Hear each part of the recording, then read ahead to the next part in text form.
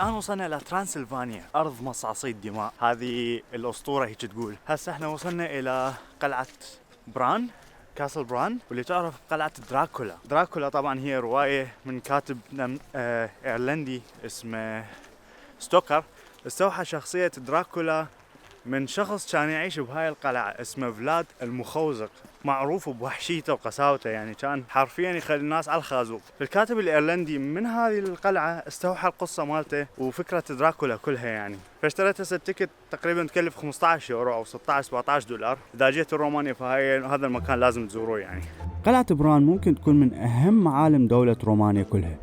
تشوف الناس يتوافدون إليها من كل مكان حول العالم حتى يشوفون المكان اللي عاش بيه واحد من أكثر القادة وحشية على مستوى المنطقة. والأشهر من هذا هو استلهام شخصية دراكولا من هاي القلعة.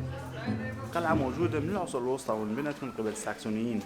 بنوها هنا يعني مكان حتى يحصلوا منه ضرائب بالنسبة للقوافل اللي رايحة والجاية، وكذلك حتى يحمون مدينة بران في حال صار أي هجوم أو عدوان من مدينة براشوب أو المدن المجاورة يعني. من الخارج شكل القلعة كلش حلو، وهاي القلعة تعتبر الرمز الوطني لأهل ترانسلفانيا، يعني الناس اللي عايشين هنا. شوفوا المنظر شلونه، قطع الثلج تخبل.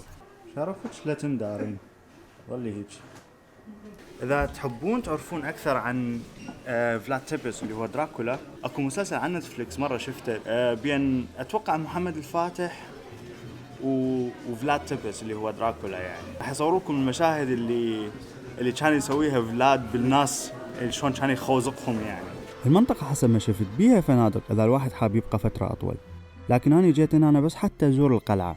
وداعاً دراكولا، وداعاً قلعة بران. بعد عندنا 3 مدن لازم نزورها، خليكم ويانا.